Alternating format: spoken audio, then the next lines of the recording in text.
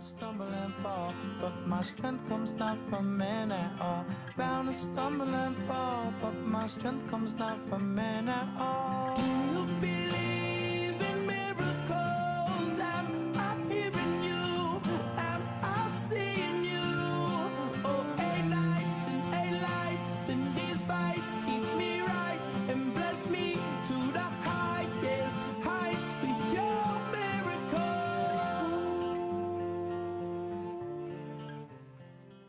Welcome back, everyone. Today, our lesson involves charismatic Judaism and first century miracle workers. Now, when we're talking about charismatic Judaism, please do not confuse this with charismatic Christianity. There might be some similarities in the sense that there maybe signs and wonders kind of things are going on, but there's no flag waving, there's no rolling on the floor, there's none of this stuff. And hopefully by the end of this presentation today, we get a feel for what charismatic Judaism really is. We get a feel for what it involved, what it wasn't really a denomination like it is in Christianity.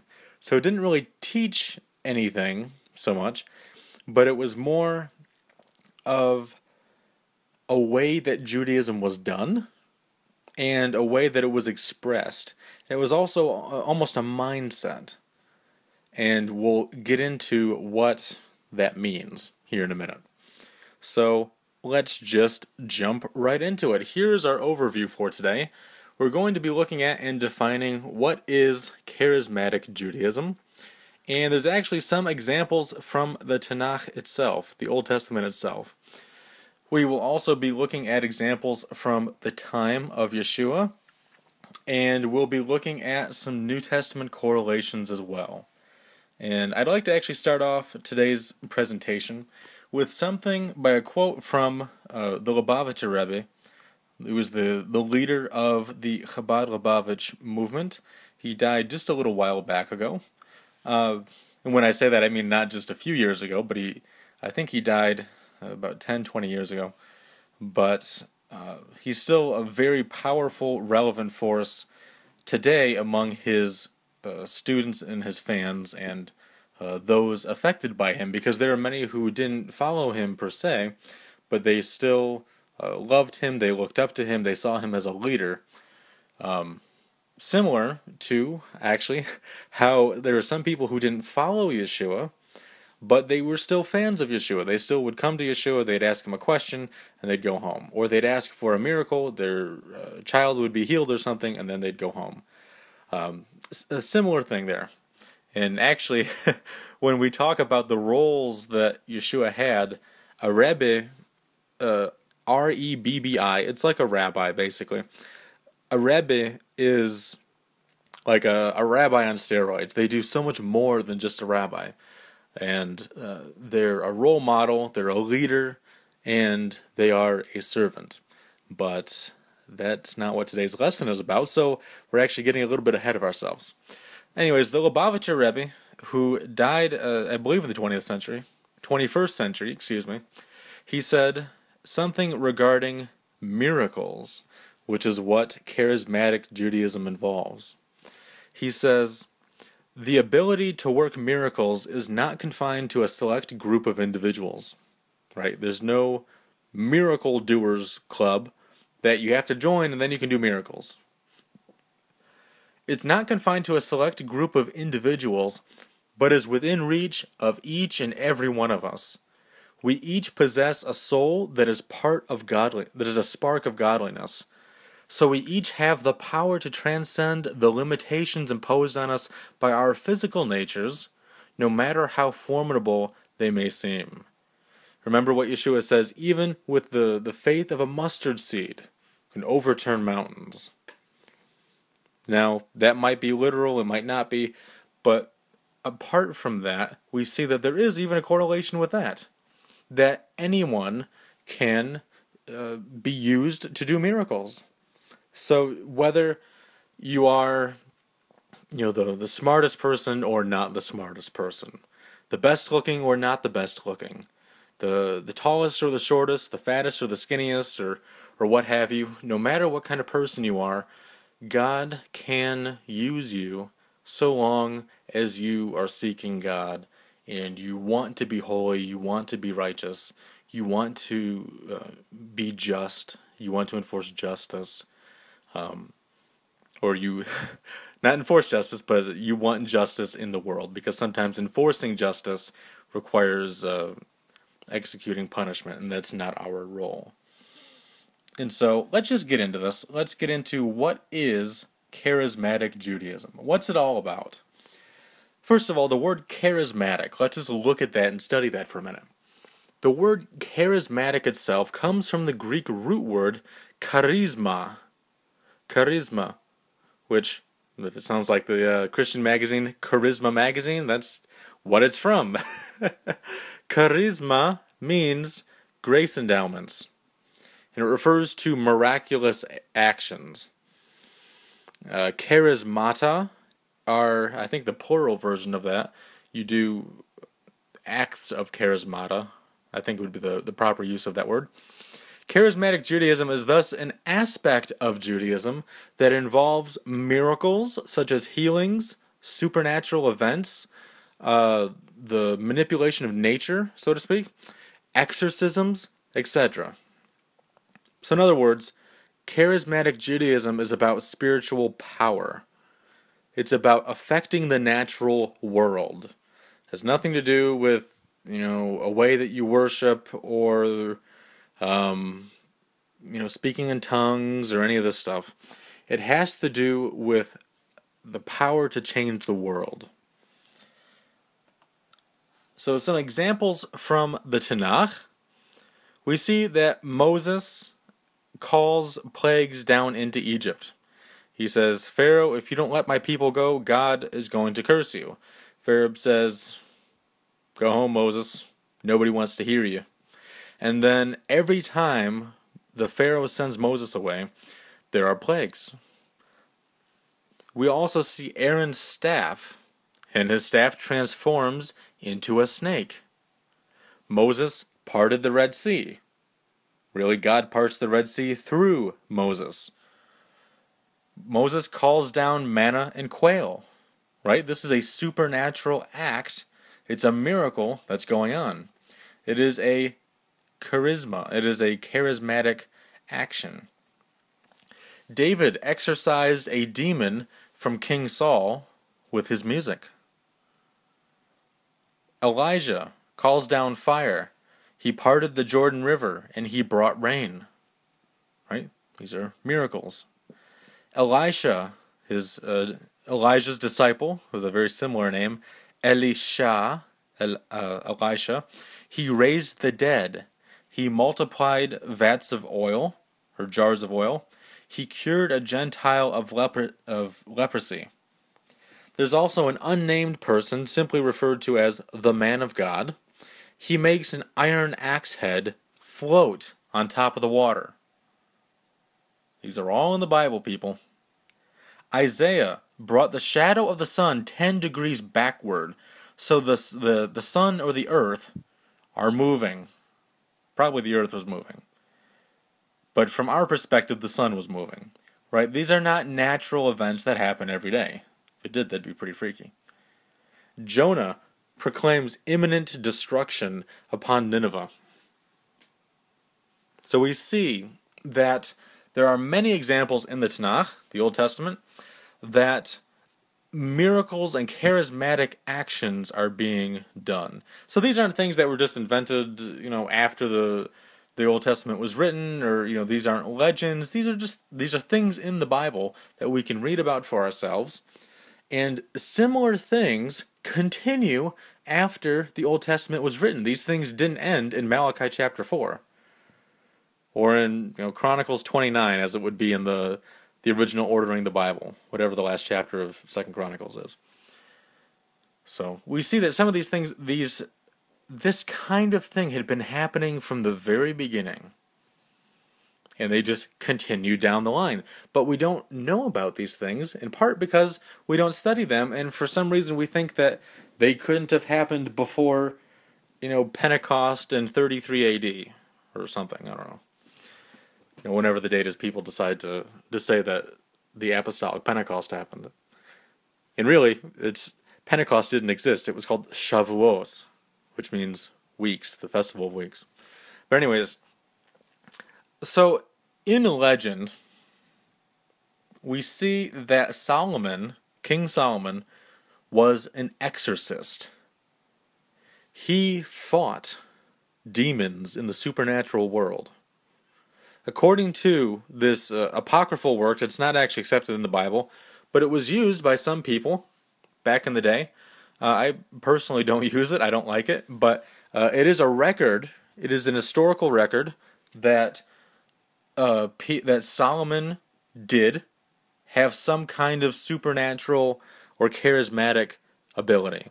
And it actually goes a lot along with other documents that, if I was to list every document that we could use, this PowerPoint would be 5 hours long. But here's just one example, okay? Testament of Solomon, son of David, who was king in Jerusalem and mastered and controlled all spirits of the air, on the earth, and under the earth. By means of them also he wrought all the transcendent works of the temple. Telling also of the authorities they wield against men, and by what angels these demons are brought to nothing. This is the way that Solomon is introduced in this document. That Solomon could control these spirits. Not only was he an exorcist, but he could draw demons out and then force them to work for him. Now, it might sound kind of evil, but that's partly because of the Hollywood imagination of demons and spirits and things like this. Now, in Antiquities of the Jews, written by Josephus, who we're more than familiar with now, Josephus says, by the way, Josephus is a much, much more reliable source than the Testament of Solomon. Okay, I'm just using the Testament of Solomon because it's a more direct source. I'm not saying anything in it is true. I'm simply saying that it's what people believed at that time.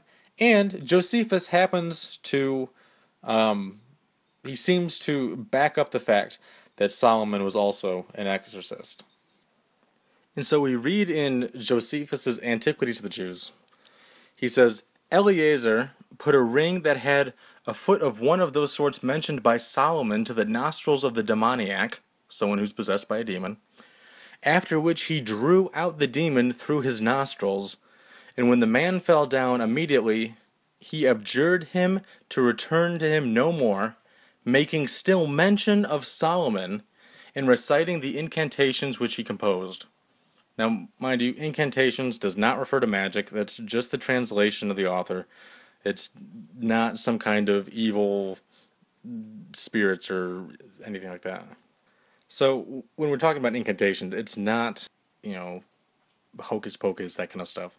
It's simply the process by which you draw a demon out of somebody. It's the procedure, right? Everything has rules and regulations. Every kind of commandment has, step 1, 2, and 3, so to speak. And this is the same thing. Exorcising a demon out of someone is not just, get out of there, demon, and he leaves, right? Sometimes it would require just the command, like sometimes Yeshua says, come out of him, but then the demons talk back to him, say, nah. Or, usually more often, they're terrified. Like, for example, Yeshua comes up to a demoniac, and he says, come out of them, or come out of this person. And the demons say, please have mercy on me. Send me into the pigs or something. And then Yeshua sends the demons into the pigs, right? Did Yeshua have to do that, by the way? No, he didn't have to do that. But that's something that went on, right? Why he did it, I have no idea. But likewise, we see that when Solomon and Eleazar, who mentioned Solomon when he's exorcising these demons, he's probably saying, in the merit or in the name of Solomon, I command you to come out of this person. It kind of reminds us of when the apostles are saying, in the name of Jesus, come out of this person. Or B'Shem Yeshua, come out of this person. So that's basically what's happening. And what else is interesting is that Solomon was the son of David, right? Yeshua is also called the son of David. So we see yet another example, or another correlation. Now moving into a 1st century BC example, or I think he's BC, we see Hanina ben Dosa, which every time you see ben in Hebrew or bar, B-A-R, in Aramaic, it means the son of. So it's Hanina, the son of Dosa. Hanina, what's this? He lived in Arabah, Galilee, which was about 10 miles north of Nazareth. Imagine that. We have a miracle worker coming from Galilee. He was a student of Yochanan ben Zakkai, and Yochanan ben Zakkai was a main contributor to the Mishnah, so he's this very, very learned rabbi. And Hanina ben Dosa was his student, one of his students. So he was a student of Yochanan ben Zakkai, and he was an associate of Rabban Gamaliel. Of Gamaliel, which we see in the book of Acts, which we discussed last time, right? He's the teacher of Paul.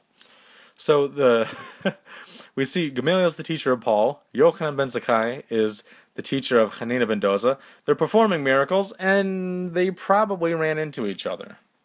Because if Hanina ben Dosa and Gamaliel were associates, they lived around the same time, then that means that Paul might have even met Hanina ben Dosa. We don't know. From Geza Vermesh, who's a biblical scholar, in the book Jesus the Jew, page 57, he says, if Hanina ben Dosa is to be recognized as a rabbi and a Pharisee at all, he represented a Galilean blend.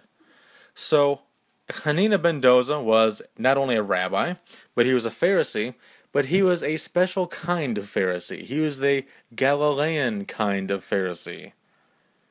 So when we see, as we mentioned last time, when we see Yeshua debating with Pharisees who were probably the Shammite Pharisees, who were from the school of Shammai, Yeshua more likely aligning with, not being a card-carrying member necessarily, but aligning with the school of thought of Hillel, we see that sometimes Yeshua is disagreeing with the Pharisees, whatever that's supposed to mean. It's just the general term for whichever Pharisees he's talking to at the moment. He too, quote, represented a Galilean blend of Phariseeism. Right? He was the special Galilean variety, so to speak.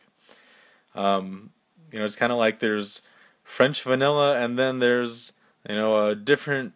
There's Folgers and Maxwell House French vanilla, and both French vanillas are going to taste different, right? But basically the same. That's kind of what Geza Vermesh is saying, is that Hanina ben Dosa, and likewise Yeshua himself, they were within the mainstream. They were just a little different. As he says, he represented a Galilean blend. So without continuing to repeat myself, hopefully that kind of gives us some insight into what Yeshua was like too, because Hanina ben Dosa was a miracle worker. As it says in the Talmud, it says, Rabbi Hanina ben Dosa was journeying on the road when it began to rain. And he exclaimed, Ribono shel olam, Master of the universe, the whole world is at ease, but Hanina is in distress, because he was getting rained on. And the rain then ceased. When he reached home, he exclaimed, Master of the universe, the whole world is in distress, and Hanina is at ease, because he's not being rained on anymore. Whereupon rain fell. What's kind of funny is that he's walking on the road, and it starts raining, and he prays, God, I don't want to get wet. Stop the rain. And God stops the rain, and then he gets home and he says, "Okay, God, I'm home. The land needs rain. I just said that so that I wouldn't get wet, but I'm home now. I'm not going to get wet anymore. You can start the rain again because the people need it for the crops." So then God starts the rain again. And it's kind of it's funny, but at the same time it shows this intimacy between the miracle worker and God. It's a very close relationship, because just because I walk out in the rain and say that, God's not going to do it for me. I'm not that close with God, and I wish I was. But the fact is that I'm not. But people like Hanina ben Dosa were so close to God that he could do this. Right? He was a true child of God. And when the child asks the father for something, the father is delighted to do it. Right? Now, at that time, the high priest had prayed on the previous Yom Kippur, "May it be thy will, O Lord our God, that this year may be one of rain and of heat," which is excellent weather for growing crops. You want a hot, wet summer to grow your crops. You'll have a bountiful harvest, and so this is why the high priest was praying this. "If the year is to be a year of heat, let it also be a year of rain and of dew." And this is what the high priest had said. "And let the prayer of those journeying on the roads gain admission before thee." So what's kind of funny is that the high priest had been praying just for all the travelers during this rainy season. And then Hanina ben Dosa says, "God, don't let me be wet. Let me get home, and then I can dry off, and then you can make it rain again." And it starts raining. So we see maybe a little bit of a charismatic teamwork accidentally going on here. Now, we also see that Hanina ben Dosa battles demons. Ooh. It was taught one should not go out alone at night, i.e. on the nights of neither Wednesday nor Sabbaths, because Igrath, the daughter of Mahalath, I don't know if I'm saying these names right, but that's what it sounds like, she and 180,000 destroying angels go forth, and each has permission to wreak destruction independently. And originally, they were about a day. On one occasion, she met Rabbi Hanina ben Dosa and said to him, "Had they not made an announcement concerning you in heaven, 'Take heed of Hanina and his learning,' I would have put you in danger." "If I am of account of heaven," replied he, "I order you never to pass through settled regions." So basically he's saying, get out of here and never come back. "I beg you," she pleaded. So we see this conversation between the demon and the miracle worker going on, just like with Yeshua. Right? Yeshua says, "Get out of here." And the demon said, "Wait, no, just give me a chance. Just send me into the pigs or something." Right? There's a negotiation going on. I don't know if these demons read the art of the deal or something, but they're trying to kind of wiggle their way out of this. "I beg you," the demon pleaded, "leave me a little room, please, please." So he left her the nights of the Sabbaths and the nights of Wednesdays. So is this perhaps some kind of explanation of why there's a superstition, don't go out on the eve of Shabbat or on Wednesday nights? Maybe. Is it historical? Maybe. We don't know. But this is something that they believed, whether it's historical or not. They believed that this was true. And what's interesting is that if it was totally made up, people probably would not believe this if there was no historical basis for this whatsoever. So are there maybe a few extra details? Maybe. Had some details been left out? That's also possible. We don't know.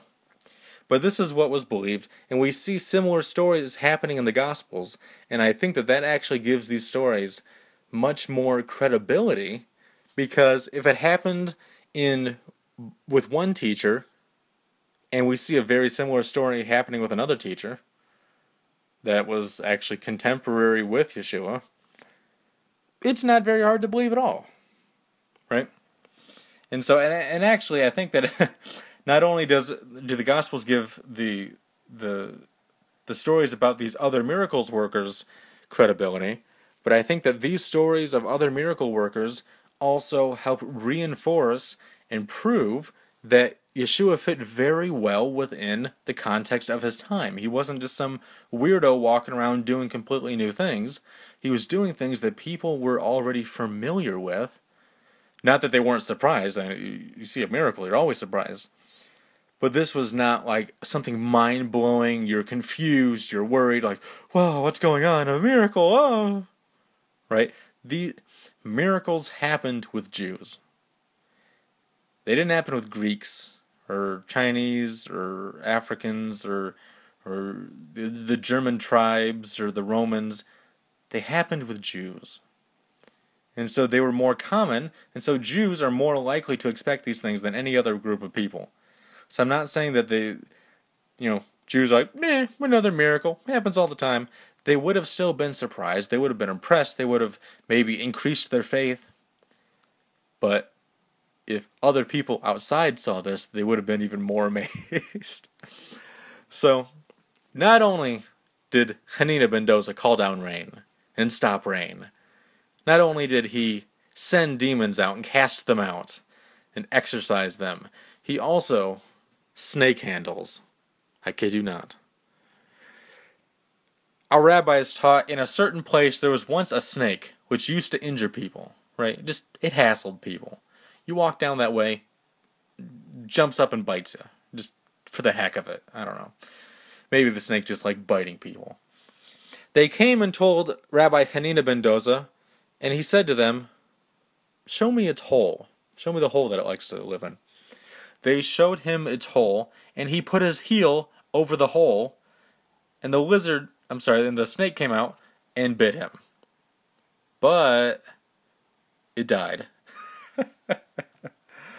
That's what's kind of funny about the story.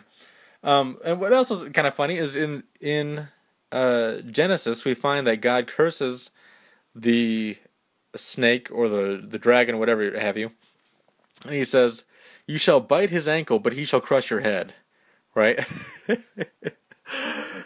Rabbi Hanina ben Dosa puts his heel right over the snake hole. The snake jumps up to bite his heel. Bleh, and it dies. The story goes on. He put it on his shoulder. So this was a pretty big snake. Not just a foot long, not just a garter snake. He put it on his shoulder and brought it to the Beit HaMidrash, the study hall where people go to learn Torah, the Beit HaMidrash, and said to them, see, my sons, it is not the snake that kills, it is sin that kills. Oh, that doesn't sound familiar, does it? The wages of sin is death, right? Oh wait, that was Paul, the student of Gamaliel, right? And we know that Hanina and Gamaliel were contemporaries. It is not the snake that kills, it is sin that kills. And on that occasion they said, woe to the man whom a snake kills, but woe to the snake which Rabbi Hanina ben Dosa meets. So basically what they're saying is, woe to the person who meets a snake, but woe to the snake who meets Rabbi Hanina ben Dosa. Because you bite him and you're dead meat. Now, this sounds awfully similar, if not completely identical, with Mark 16, verses 17 through 18, which says, these signs will accompany those who have believed. In my name they will cast out demons, which Hanina ben Dosa did. They will speak with new tongues. They will pick up serpents, which Hanina ben Dosa did, after he killed it through the snake biting him. And if they drink any deadly poison, it will not hurt them.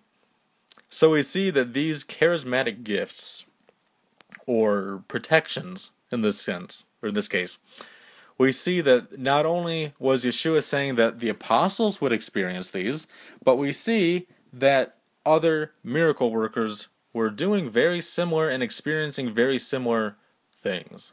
Very similar miracles, because remember, all miracles come from God. Right?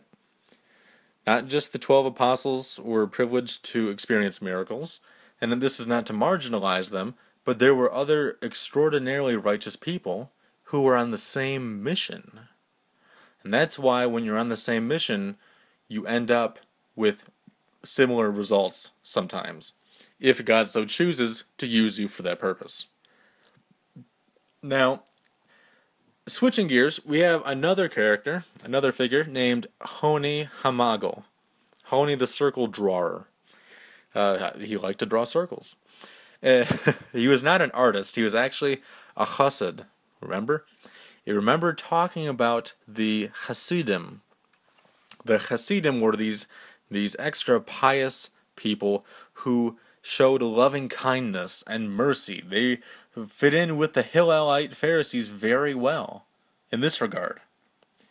Geza Vermesh says in Jesus the Jew, page 69, one of the prime characteristics of the ancient Hasidim, or devout, is that their prayer was believed to be all-powerful, capable of performing miracles.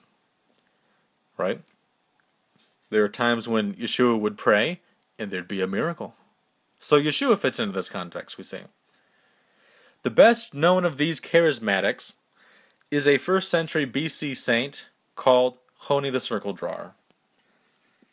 So this is not, from the perspective of the author, Jesus was much more than just a chassid. So he's not being included in this list. But if you want to take that perspective, Yeshua certainly was a chassid, and he fits within this context. But Geza Vermesh is saying that Choni the Circle-Drawer is one of the more famous ones. In Bereshit Rabbah, which is a very famous, very well-known and widely used, I wouldn't quite say it's a commentary, but it's kind of hard to explain. It's a midrash on Genesis. There's also Exodus Rabbah, Leviticus Rabbah, and so on. All part of the Midrash Rabbah. Midrash meaning, it's kind of hard to explain. It's basically a lesson or a teaching or so on. Anyways, in Genesis Rabbah 13:7, it says, no man has existed comparable to Elijah the prophet, and Choni the Circle-Drawer, causing mankind to serve God. So basically he's saying these two people are credited with being two of the best people in the whole world in drawing people to serving God. Now granted, this is a traditional Jewish source, so obviously they're not taking into account the New Testament, which even among some Jews who they say that Jesus was a huge force for good in helping eradicate idolatry in all of these Gentile lands.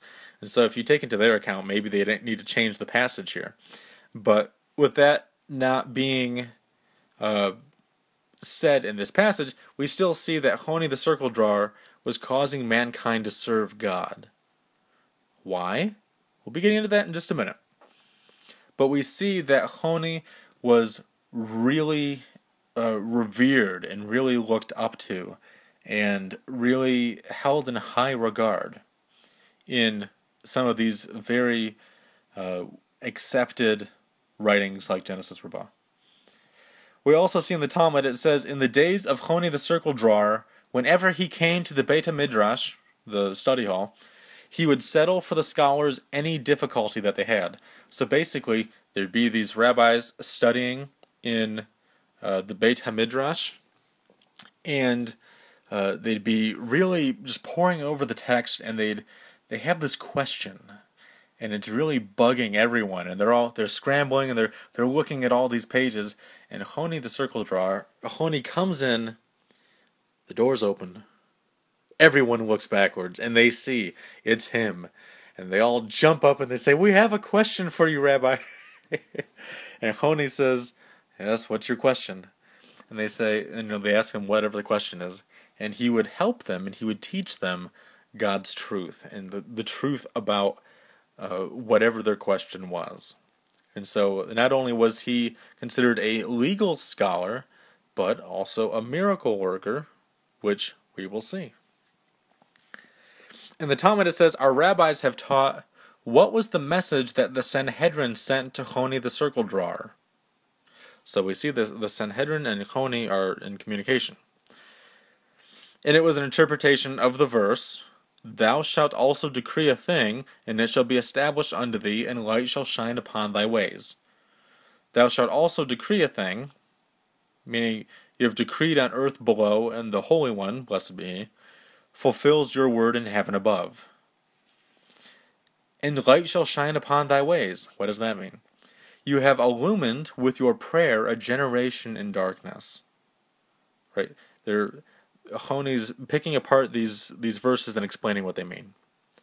When they cast thee down, thou shalt say, there is lifting up. What does that mean? You have raised with your prayer a generation that has sunk low. Right, they're in spiritual darkness. It's kind of like in the Gospels when it says that Yeshua came to a land that was full of darkness and the people have seen a great light. Right? There was low spiritual morality at this time. The people really needed help, spiritual help. For the humble person he saveth, means you have saved by your prayer a generation that is humiliated with sin. He delivers him that is not innocent. What does that mean? It means you have delivered by your prayer a generation that is not innocent. So basically it's the righteous interceding for the unrighteous. Yea, he shall be delivered through the cleanliness of thy hands. Means you have delivered it through the work of your clean hands. So basically the righteous are helping the unrighteous. And the rabbi sent Choni this letter saying, what does this mean? What does this passage in Scripture mean? And he breaks it down to them, phrase by phrase in this passage. And he says, here's what it means.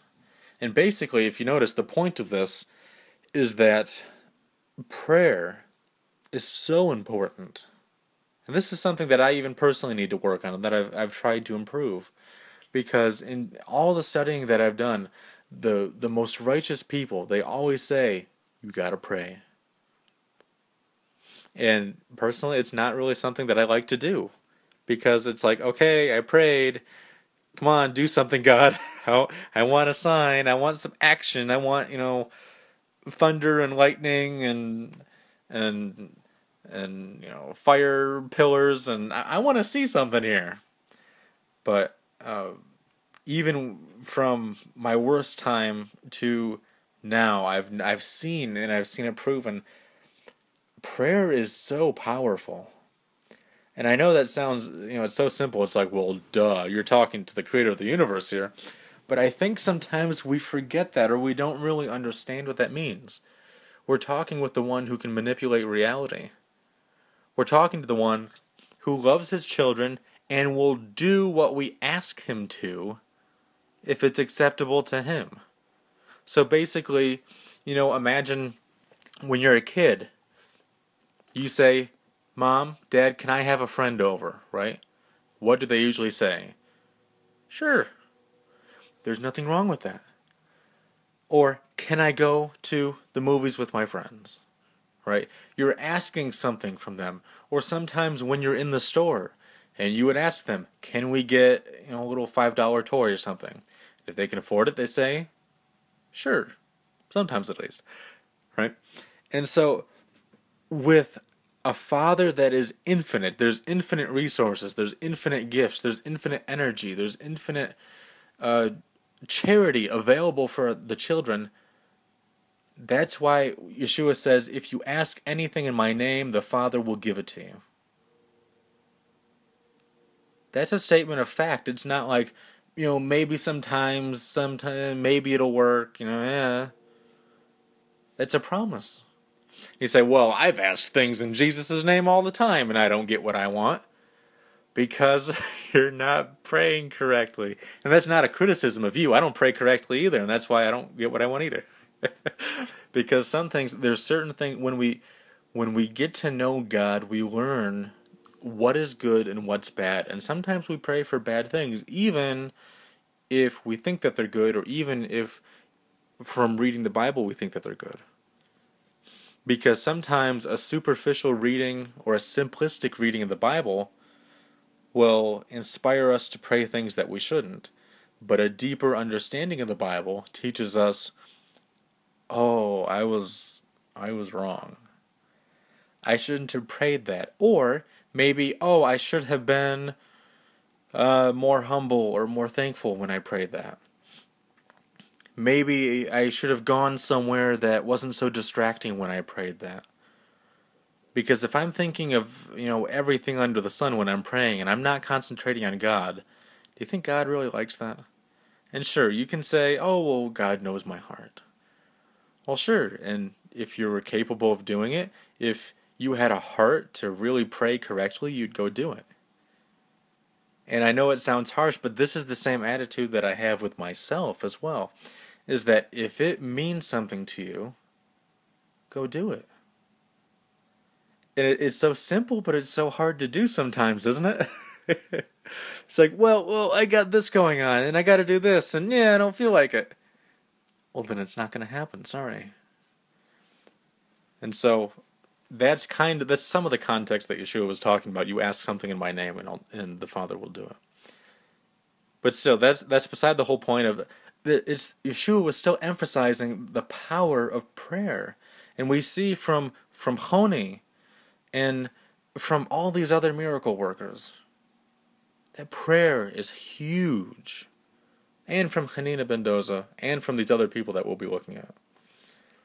So now we're going to, I know it says we're going to be reading the passage in the Mishnah. Basically, the story was people needed rain. Choni drew a circle, which is why he's called Choni the Circle-Drawer. He drew this big circle around him, or maybe it wasn't big, but he drew a circle around him. And he says, I am not moving from this circle until God sends rain. And if anybody did that today, what would we call them? Call them an idiot, right? God's not going to send rain just because you're sitting in a circle, right? But we forget, first of all, this guy had a bunch of faith and guts, too. He had faith God could come through for him. And he was extraordinarily righteous, right? We can have all the faith in the world. That doesn't mean that we're righteous. And I know, whatever Paul says about, the faith and righteousness, that's not what we're talking about. Faith does make you righteous, but only to a point. It doesn't make you infinitely righteous. It doesn't make you more righteous than the people who live properly, right? Who treat others well, and so on. And so Choni drew this circle, and he sat in this circle for who knows how long. And maybe somebody knows, but I don't know. And he sat here, and he would pray. And he would intercede for the people, saying, God, we need rain. Your children are thirsty, and they're hungry. They need rain. They need a good harvest, and we know that only you can provide for us. And eventually, God sends rain. And actually, there might be a little part of this story that I'd like to include, because it's kind of funny. I want to see if I can find it real quick. Okay, yeah, this is... I love this story. I kind of wish this was in the New Testament. I like it so much. But it's not. So, in the Mishnah, in Ta'anit 3:8, it says, they sound the shofar, the trumpet, because of any public distress. May it never befall. Like, this is what happens, but let's hope it just never does. But not because of too great abundance of rain. Like, that never happens. Once they said to Onias the Circle-Drawer, right? Onias is just Choni, it's the Hellenized form of Choni. They said to Choni the Circle Maker, pray that rain may fall. These people come to Choni, they say, we know how you work with God, that you're very close with God, intercede for us. He answered, go out and bring in the Passover ovens, that they do not be softened. The Passover ovens being made of clay and things like this. So basically saying, look, it's about to pour. Get all the clay stuff inside because it's all going to melt. We didn't quite say it like that, but that's what he's saying, basically. And he prayed, but the rain did not fall. What did he do? He drew a circle and stood within it and said before God, O Lord of the world, thy children have turned thy faces to me, for that I am like a son of the house before thee. Oh, a son of God. I swear by thy great name that I will not stir from here until thou have pity on thy children. And rain began falling, drop by drop. And he said, Not for such rain have I prayed, but for rain that will fill the cisterns and pits and caverns. You almost feel like, Choni and God are kind of playing with each other. Choni says, God, we need rain. And God's like, you weren't specific, so I'm trying to teach you to be more specific. Drop, drop, drop, drop, drop. Choni says, this isn't what I asked for. We need plenty of rain to fill all of our cisterns and the caves and flood the country and grow the crops.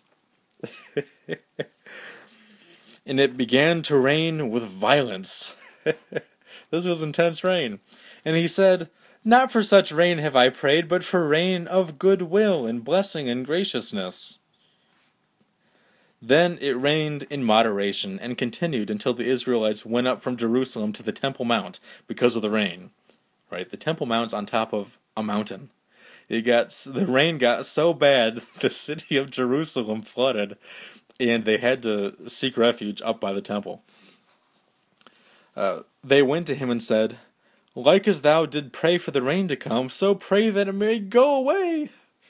Right? We can't take it anymore. We've had too much rain. And he replied, Go and see if the stone of the strayers has disappeared. Shimon ben Shetach said to him, saying, Hadst thou not been... I'm sorry, I lost my place here. Hast that now been Choni, I had pronounced a ban... Hast that now been Choni, I would have pronounced a ban against you. So basically, if you weren't who you are, if you wouldn't have been Choni, I would have exiled you because we're mad the whole city of Jerusalem is flooded. As if Choni is at fault. I mean, God's the one doing the miracle here. It's not like, Choni flew up in heaven and just unleashed all the rain. But what shall I do to thee? Thou importunest God, and he performeth thy will. So, but what can I do? You prayed, and God has done what you asked. Like a son that importuneth his father. Oh, again, Son of God reference. And he performeth his will. And of thee, Scripture says, Let thy father and thy mother be glad, and let her that bear thee rejoice. And so it's one of my favorite episodes from really any ancient literature, just because it's so funny. God, send us rain. Drip, drip, drip. No, that's not what I asked for. We need lots of rain. And there's a downpour and it's flooding the country. God, this isn't what I asked for. I want nice rain. God says, there you go. That's what you should have prayed in the beginning. And God's not trying to be technical or anything, but he's teaching people, pray for what you want.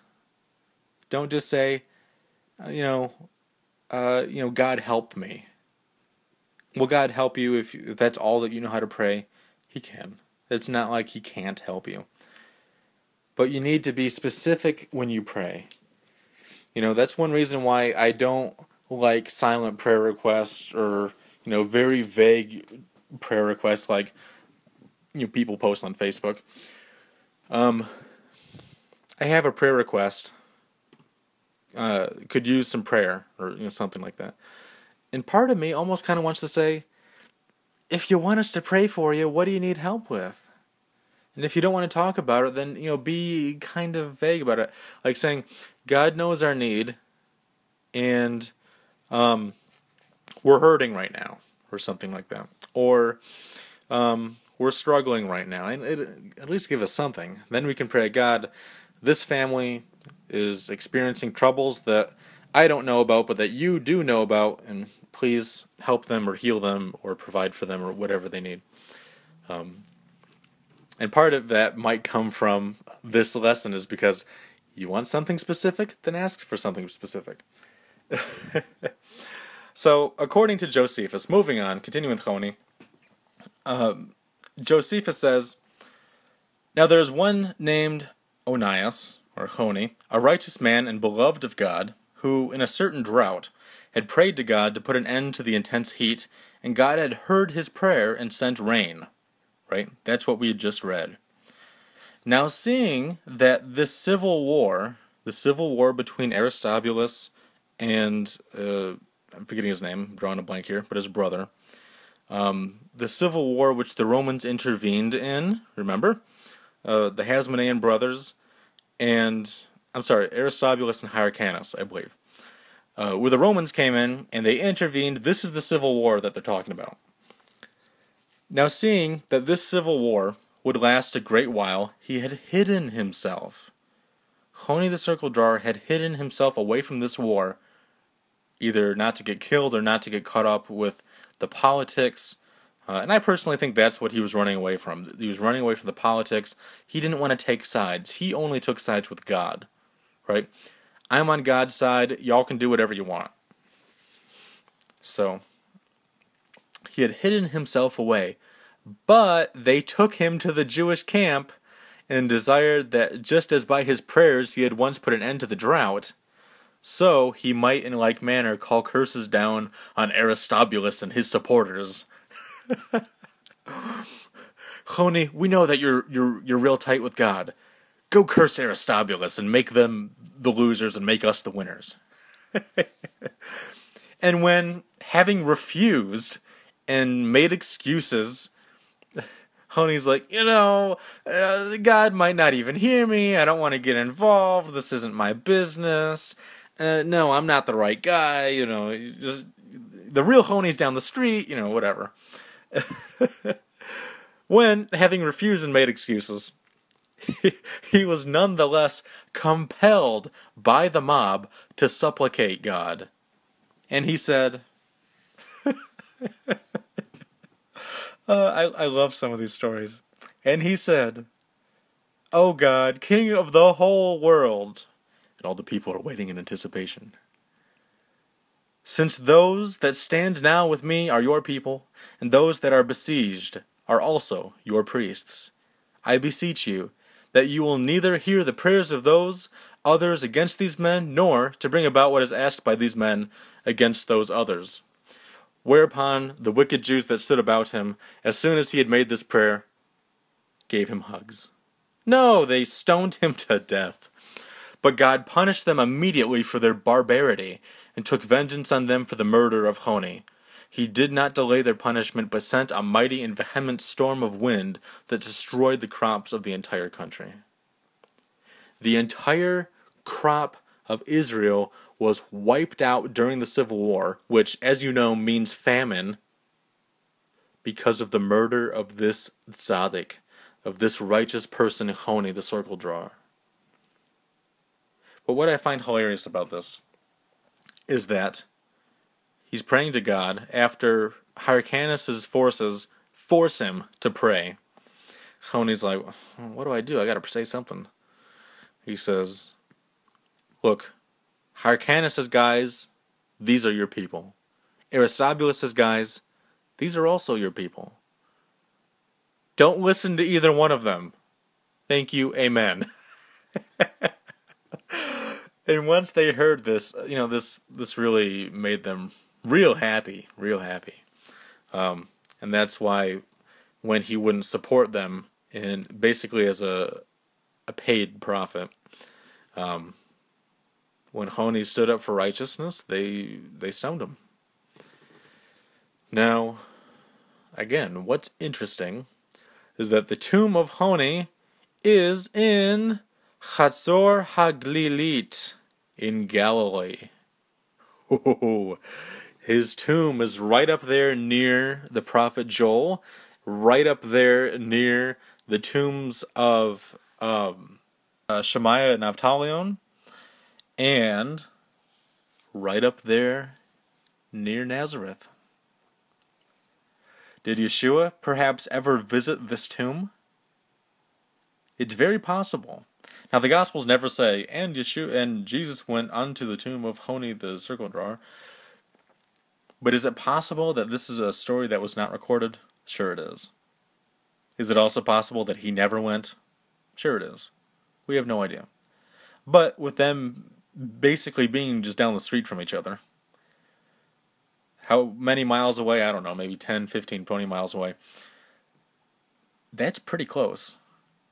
Jesus was a lot closer to all of these tombs of these very righteous people than Jerusalem.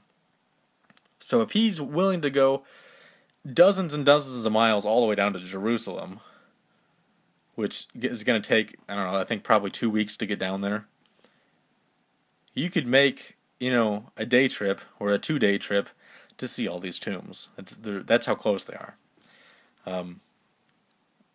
From my map, I'm not exactly sure where Nazareth is relative to that, but I know it's in the general vicinity of Galilee. So, what else is interesting here, just as a note, it says, the wicked Jews that stood about him. This is obviously not including all Jews. I hope that you guys know this by now. And so likewise, when we see in places, especially like in the Gospel of John, when it says, the Jews did such and such, or the Jews did this, it's obviously not talking about every single Jew in the entire world. It's referring very specifically to Jews that were involved in the act. Josephus himself was a Jew. He was a Pharisee. And here he says the words, the wicked Jews that stood about him stoned him to death. Right?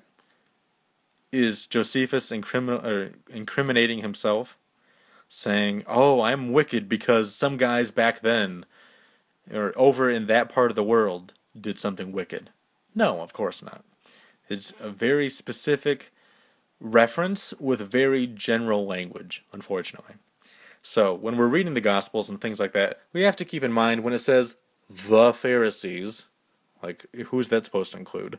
Or, the Jews, which is even more general. We have to keep in mind these are specific things. So moving on, we see there is another person. We're not done yet. We see that there's another person called Hanan, who is the grandson of Choni. Choni the Circle-Drawer has a daughter, and this daughter has a son named Hanan Haneba.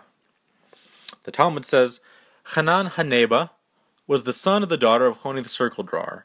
And when the world was in need of rain, the rabbis would send to him school children, and they would take hold of the hem of his garment. Oh, kind of like the woman with the blood issue takes the hem of the garment of Jesus, right?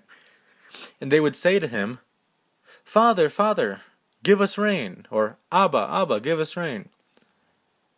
Thereupon, Hanan would plead with HaKadosh Baruch Hu, the Holy One, blessed be He, in this way. Ribono shel olam, Master of the universe, do it for the sake of these who are unable to distinguish between the Father who gives rain and the Father who does not. And why was he called Hanan Haneba?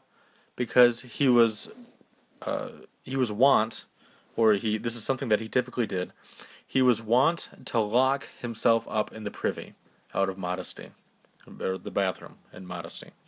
So basically, he was a very modest person, and so he got the nickname, basically, Hanan the Modest. That was kind of his nickname, or his title, in a sense. And I find the story really interesting because Hanan is addressing God as Father, right? It's this very close relationship between the Chassid, the miracle worker, and God. It's the father-son relationship. And something that I especially like as part of the story is that these little kids, first of all, they're being sent by the rabbis, because the rabbis, maybe they're very intellectual people, and there's this guy, out nowhere who can do miracles, and they can't do miracles. Maybe they feel a little pride or something, who knows. But they send the children to do it, and the children say to Hanan, "Father, give us rain." As if, Hanan can just, again, open up the vaults of heaven and make it rain. So Hanan, when he's praying, he says, "God, you're the true Father who gives rain. I am not the Father that can give rain." I like that dichotomy going on. We also see, maybe you'll recognize this first word, Abba Hilkiah, Father Hilkiah, which if you think, referring to Catholic priests as Father so-and-so, that's actually a Jewish practice that was continued on. Long story, but yes, it was originally a Jewish practice, and you'll see sages in the Talmud referred to as Abba so-and-so. So we have this figure named Abba Hilkiah, he was another grandson of Choni, and he was also a miracle worker. Now, again, what's interesting, we see Galilee come up yet again among the context of these miracle-working Hasidim. Abba Hilkiah is called, quote, a chassid from Kafar Imi. And Kafar Imi, Geza Vermesh says, appears in a Galilean context, which means that the implication is that Kafar Imi was in Galilee. So we have Abba Hilkiah, a chassid, a miracle worker from Galilee. Again, Galilee just keeps popping up. I wonder why. And I wonder how that could possibly be relevant to the New Testament. The Talmud says, Abba Hilkiah was a grandson of Choni the Circle-Drawer, and whenever the world was in need of rain, this story doesn't sound familiar, right? The rabbi sent a message to him, and he prayed, and rain fell. And once there was an urgent need for rain, and the rabbi sent him a couple of scholars to ask him to pray for rain. They came to his house, but they did not find him there. Then they proceeded to the fields, and they found him there hoeing his crops, right, raking in the dirt. They greeted him, but he took no notice of them. If you notice, these miracle workers all kind of have an attitude against the establishment. I just kind of find that funny. But anyways, what's kind of funny, he goes through his whole day. He goes through the woods, he crosses a river, he goes through a field, and this whole pack of rabbis follow him all on his trip. And they're saying, Abba Hilkiah, we have a question for you. And he's and he's ignoring them the whole day. I can only imagine why this is funny. I can only imagine what this looks like. So he goes home. He eventually goes home. He greets his wife. They have dinner. And the rabbis stand around outside, waiting, and they're not invited in. There's this whole pack of rabbis standing outside, waiting to speak with Abba Hilkiah, and he's just not giving them the time of day. And he was a rabbi too, by the way, so I'm not trying to put down the rabbis. Eventually, the story goes on. It says, he said to his wife, I know the scholars have come on the account of rain. He knows they were there the whole time. He's just ignoring them. Not that he had an attitude, but this is very strategic. And listen to the reason that he says why he was ignoring them. Let us go up to the roof. He's inviting his wife with this, which I love this. Let us go up to the roof and pray. Perhaps HaKadosh Baruch Hu, the Holy One, blessed be He, will have mercy and rain will fall without having credit giving to us. So basically, Abba Hilkiah is saying, maybe if we just pray privately, it starts raining, and then the scholars can't ask us to pray, and then they can't praise us as if we had anything to do with it. Right? Basically, God's getting the credit, we're not involved. They went up to the roof, and see, in Israel they had flat roofs, so you can walk on the roof. It's like a deck on the top of your house. They went up to the roof. He stood in one corner, and she in another corner. And at first, the clouds appeared over the corner where his wife stood. Maybe her prayer was working a little bit more than his. When he came down, he said to the scholars, "Oh, why have you scholars come here?"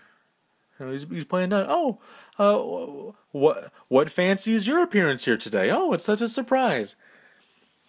And they replied, "The rabbis have sent us to you, sir, and to ask you to pray for rain."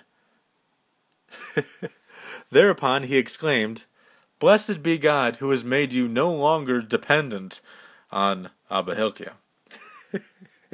It's funny, he refers to himself in the third person, kind of like how Yeshua refers to himself in the third person sometimes. And he says, "Oh, praise God, thank you. This is so wonderful. It already started raining. You guys don't even need me. Just go back home. It's going to start raining in like 5 minutes anyways, so go quick." But anyways, basically after this, they have a conversation. They start talking. And the rabbis ultimately ask him, Abba Hilkiah, he basically explains why he was ignoring them. And because they had been following the whole day, and he says, "How come you were ignoring us? You got to know that we were here. You're not deaf." And they ultimately ask him, "Sir, why did the clouds appear first in the corner where your wife stood, and then in your corner?" Right? Why? You're a great rabbi. Shouldn't this have been the other way around? And he replied, "Because a wife stays at home and gives bread to the poor, which they can at once enjoy." Right? They can just eat it right away. They don't have to wait. "While I give them money, which they cannot at once enjoy." Right? How are you going to eat money? You got to spend the time, take it to the store, and buy food. Or perhaps it may have had to do with certain robbers in our neighborhood. "I prayed that they might die, but she prayed that they might repent." And they did repent. "God, just kill those robbers in our neighborhood. I'm scared that they're going to break into our house. I just wish they would die." Honey, don't wish that they would die. Wish that they would repent. And then we have people who are repenting, and that's good, and then they're not breaking into our house. Yes, dear. I can only imagine how this conversation would have played out. But notice the wife in this instance is the clouds appeared in her corner because of her merit of wanting people to repent instead of them dying. Right? This is so important that this is why Yeshua says, "Bless them that curse you and pray for them who despitefully use you." Right? Pray for the robbers that are in your neighborhood that are threatening you. Don't wish that they would die. It's a very meritorious or very righteous thing to pray for your enemies. We also have Eleazar the exorcist, who we mentioned briefly. And, okay. We talked about this quote a little bit, so we might skip it just for the sake of time. Josephus says, "God also enabled him to learn that skill which expels demons, which is a science useful and sanative to men. And he left behind him the manner of using exorcisms by which they drive away demons, so that they never return. And this method of a cure is of great force unto this day. For I have seen a certain man of my own country, Judea, whose name was Eleazar, releasing people that were demoniacal." Don't ask me to say that 5 times fast. "Releasing people that were demoniacal in the presence of Vespasian, the emperor Vespasian, and his sons and his captains." So there's witnesses. "And the whole multitude of his soldiers. And the manner of the cure was this. He put a ring on," and then he goes through the whole process that we mentioned earlier on how he got rid of this demon. So we see that Eleazar was an exorcist. More regarding Eleazar, which we didn't cover earlier. "And when Eleazar would persuade and demonstrate to the spectators," these Gentile spectators that were with the emperor, "that he had such a power, he set a little way off a cup or basin full of water, and commanded the demon, as he went out of the man, to overturn the cup." So basically, prove to these guys that I'm really casting out demons. This is not an act. When I command the demon to come out, I want you to knock over the cup, or the bowl, as you're leaving the person. Right? This is the idea. and thereby let the spectators know that he had left the man. And when this was done, the skill and wisdom of Solomon were shown very manifestly. Right? They were clearly displayed. For which reason it is that all men may know the vastness of Solomon's abilities and how he was beloved of God. Solomon was the son of God. Yeshua is called the son of God. Imagine the apostles going out, casting out demons in the name of the son of David, Yeshua, increasing his renown, increasing his glory, but it's the son of David nonetheless. Eleazar was doing the same thing, and he didn't know Jesus, presumably at least. He was doing a good thing. He was doing the same thing that the apostles were doing, and it worked. He was doing this in front of a live audience, in front of Gentiles who didn't have any faith, or they had microscopic faith. So, we're getting close to the end here. I know we're going on for a little while here, about an hour. First century exorcisms mentioned in rabbinic literature, right? There's not enough of each one to do their own slides, so I lumped them all together here. Rabbi Yochanan ben Zakkai, which he was very influential in compiling all of the different laws that people knew of from all over the world, and put them into the Mishnah. That's why he's important. Rabbi Yochanan ben Zakkai mentions exorcisms. He talks about them. He says, "Has an evil spirit never entered into you? Have you never seen a person into whom an evil spirit has entered? What should be done with one so affected? Take roots of herbs, burn them under him, and surround him with water, whereupon the spirit will flee." So basically, he's saying, haven't you ever seen someone possessed by a demon? Or, maybe you were even possessed by a demon. Who knows? Here's what you need to do to get rid of the demon. And they're prescribing this procedure to get rid of the demon.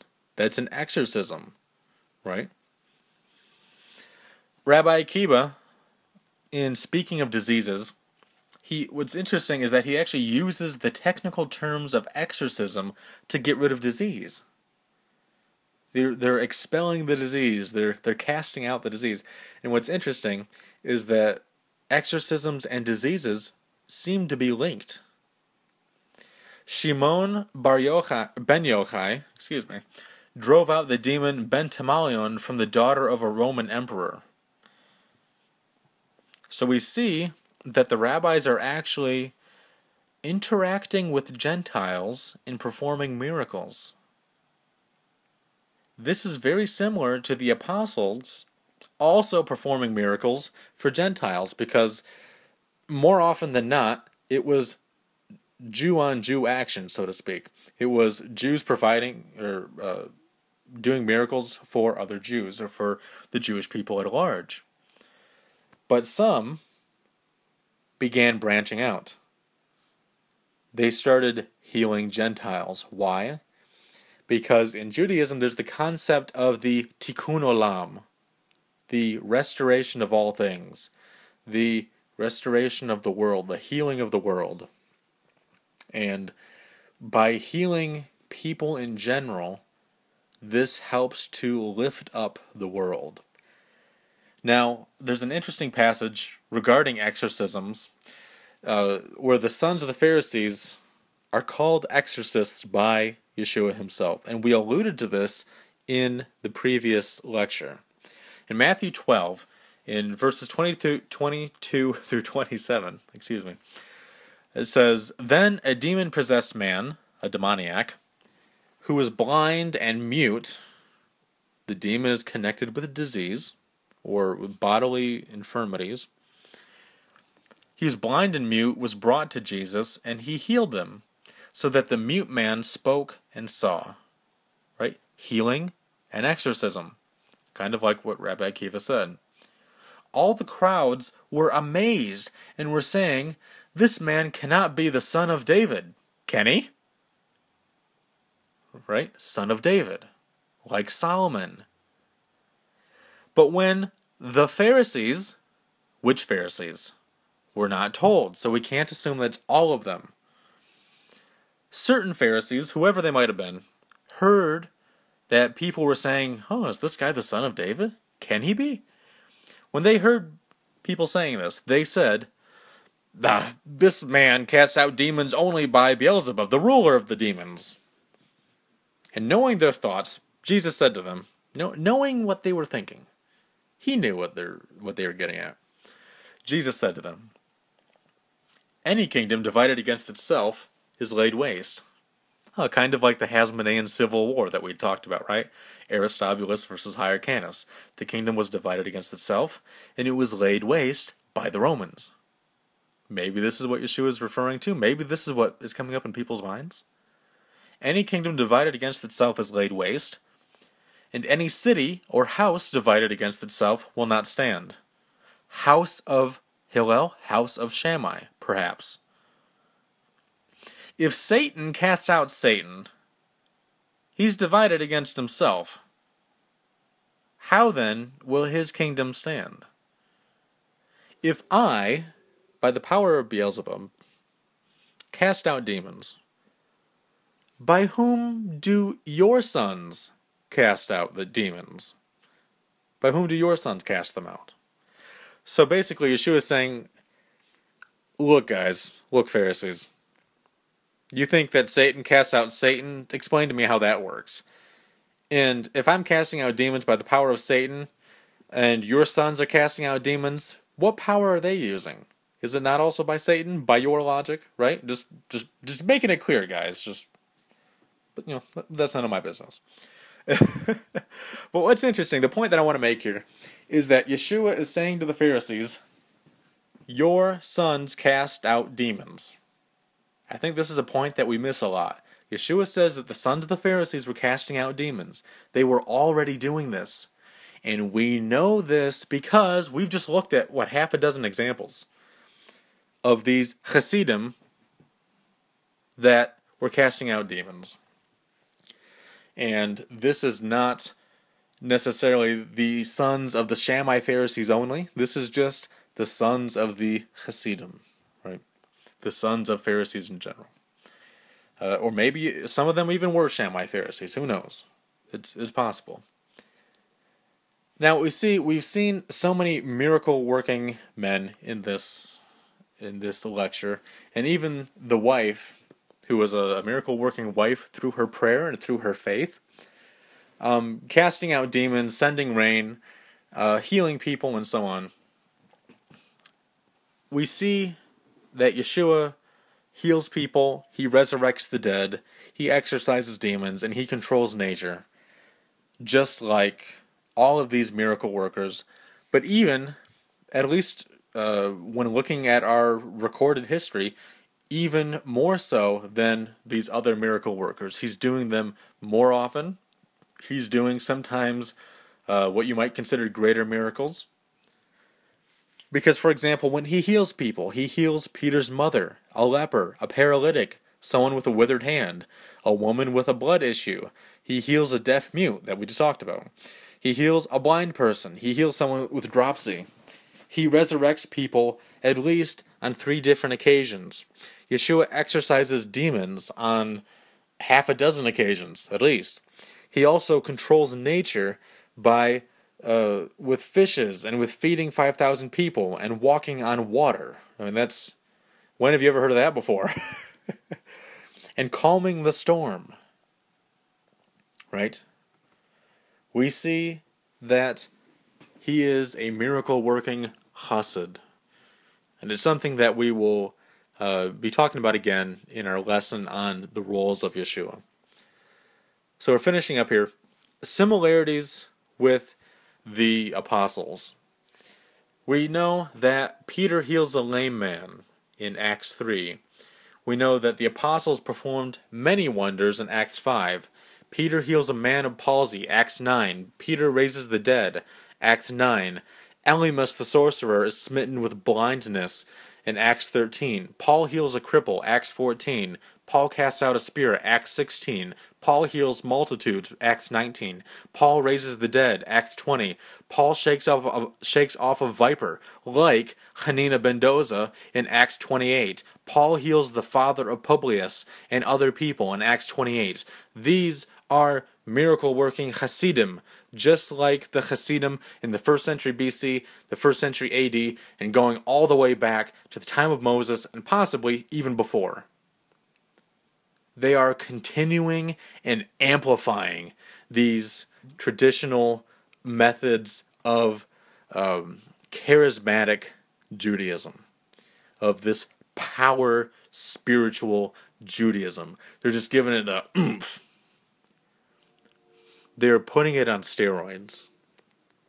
But good steroids. They're spiritual steroids. They're making it even more widespread.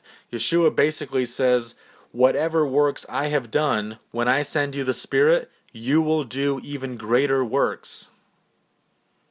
And people are like, oh, no one's greater than Jesus. Well, in what respect? In terms of miracles, Yeshua said that his apostles would do greater works. I don't know what to tell you. Here's the verse. And so if Yeshua says it, and we see evidence for this in Acts, we see a lot of evidence in this in Acts, we see that he was raising up miracle workers. He was raising up Hasidim. So to finish us off for today, I thought this would be fun. Are there modern day miracle working rabbis? Perhaps there are. Perhaps we still have some today. Or maybe this guy's a fake. I don't know. I found this story through a reliable newspaper. I thought I'd include a snapshot of it. You can see those typical ads on the side, but don't mind those. It says, the title, the headline is, Rich and Famous Flock to Ashdod Miracle Worker Rabbi. Rabbi Yeshayahu Pinto has been credited with unexpected recoveries, so healing, successful business deals, and averting great financial loss. So he's the money miracle working rabbi, apparently. And I don't mean to discredit this rabbi. He could be very genuine. I don't know, but it does sound a little bit funny. So if you want to, it's from the Haaretz newspaper. You can probably look it up yourself. The date is July 24th, 2011. So there you have it. Do these things happen today? They very well might. They might have continued ever since the beginning. And this just might be one more event in the long string of events that God chooses to work in the life of his people. So, without further ado, thank you very much for listening. This is one of I have to admit, this is one of my favorite lessons to give. I love talking about this. I hope that's come through. And I hope that if you guys are interested, you'll look more into this. I think it's absolutely fascinating, especially now we read the Gospels and we see Yeshua and the apostles doing all these miracles. It's like, that's so cool. That's like what Hanina ben Dosa did. That's what Choni the Circle-Drawer did. That's like what Hanan did. It's like what this guy did or that guy did. And it really goes to show that Jesus was a Jewish rabbi. He's not just some Gentile philosopher walking around in Judea giving good advice based on the Bible. He's a Jew. He's a teacher of Judaism. He's acting like a miracle-working Jew, right? And I don't mean to overemphasize this, but I do feel that his Jewishness has been so marginalized or even hidden, even lied about at sometimes, especially, unfortunately, and I hate to say this, but especially by certain Protestant reformers like Martin Luther and John Calvin, who were very anti-Semitic. And yes, I understand the Catholic Church was too, but the Protestant Church has also had anti-Semitism in its history. And I think that by studying history, we reclaim Jesus's true, original Jewish heritage. And really, by learning the truth, we are set free from the lies that we inherited from our forefathers, to quote Jeremiah. And so as our concluding song says, when we come to the knowledge of the truth, and we will hopefully increasingly do this for the rest of our lives, we will come to understand that in the future, and hopefully even personally in our own lives today, that Hashem will be one, and His name will be one, and we will worship Him in spirit and truth. So I'll leave you with that thought, and may you have a very blessed, beautiful, happy day, and may this increase your faith substantially. Have a good day.